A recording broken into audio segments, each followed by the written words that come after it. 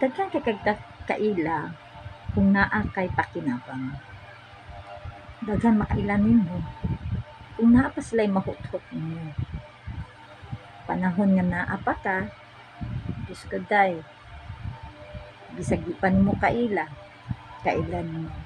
Pero sa panahon na wala ka na, wala na sila mothot, wala na sila benefits na pwede makuha sa imuha, wala na kay pakinabang, as in, wala ka na.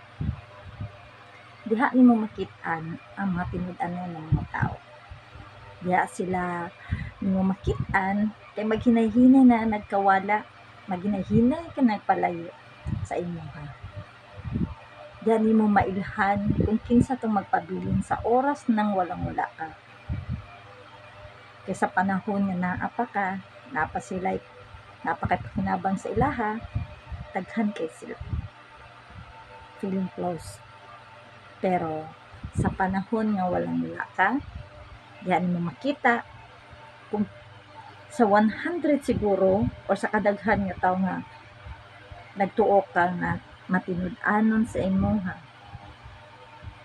siguro swerte na kunay magpabilin usa o duha sa panahon na walang-wala ka, nga anda mo uban kanimo, anda magpabilin kay wa mag-apas kung unsay naa ka.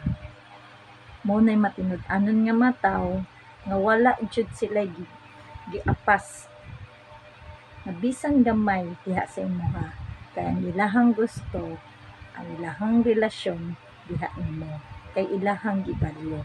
Pero katong mga tawo nga kanang sa panahon lang nga naa ka, sa panahon nga pwede pa kanila pakinabangan or na sila makuha sa imuha, kay napa sila ang mga benepisyo nga mga personal interest siguro diha sa imuha, daghan kay na sila. Pero sa kadaghanan na nila, magkuyog pa nagkawagtang maghinay-hinay, makalitlag kawa, di na nimo makontak o wa na sila makaila diha sa imuha. Mo ni mga taong plastic, mo ni mga taong manggamitay, mo na mga tao nga fake, mga tao nga toxic sa imong kinabuhi, nga angayan nimo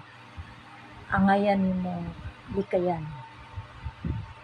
Diha sa panahon nga sa kawadon, diha sa nimo makita na dili tanang tao aning kalibutana nga matawag nimo nga amiga. Maski parente, kadugo, di mo matawag nga imo na silang maduolan o makatabang na sa inyo.